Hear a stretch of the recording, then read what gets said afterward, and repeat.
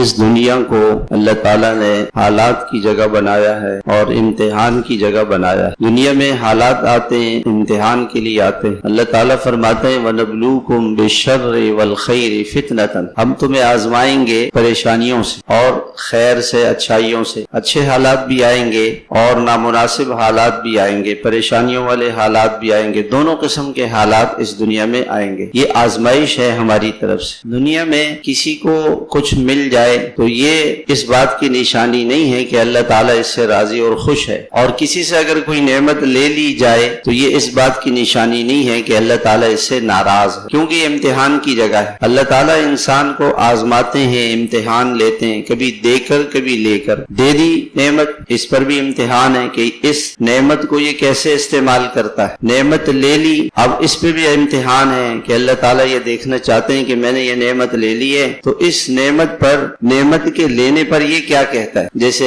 اللہ تعالیٰ فرماتے ہیں کہ اذا اصابتکم، کہ نیک لوگ جو ہے جب ان پر کوئی تکلیف آتی ہے تو وہ کیا کہتے ہیں انا للہ و انا الیہ راجعون۔ انا للہ، ہم کس کے؟ ہم اللہ کے۔ ہم اللہ کی ملکیت میں، ہمارے اوپر اللہ کی ملکیت ہے، اللہ ہمارے مالک ہیں اور ہمارے پاس جو کچھ بھی ہے یہ اللہ کا دیا ہوا ہے، ہم سب اللہ کے ہیں اور اسی اللہ کے پاس ہم نے جانا ہے، ہم نے اس اللہ کو راضی کرنا ہے۔ اگر اس اللہ نے ہم سے کچھ دنوں کے لیے نعمت لے لی، اب وہ اللہ ہمیں دیکھنا چاہتا ہے کہ ہم اس دنیا کے اندر کیا کرتے۔ تو دنیا میں اچھے اور برے حالات آتے رہتے ہیں، یہ امتحان کی جگہ ہے۔ اللہ تعالیٰ نے اس کو امتحان کی جگہ بنایا، چونکہ انسان بے صبر ہے۔ خلق الانسان من عجل، اللہ نے انسان کو پیدا کیا ہے اور یہ جلد باز ہے۔ وکان الانسان عجولا، انسان جو ہے وہ جلد باز ہے، وہ جلدی جو ہے نا نتیجہ فوراً چاہتا ہے، وہ فوراً نتیجہ چاہتا ہے۔ اور اللہ تعالیٰ نے چونکہ امتحان کی جگہ اس دنیا کو بنایا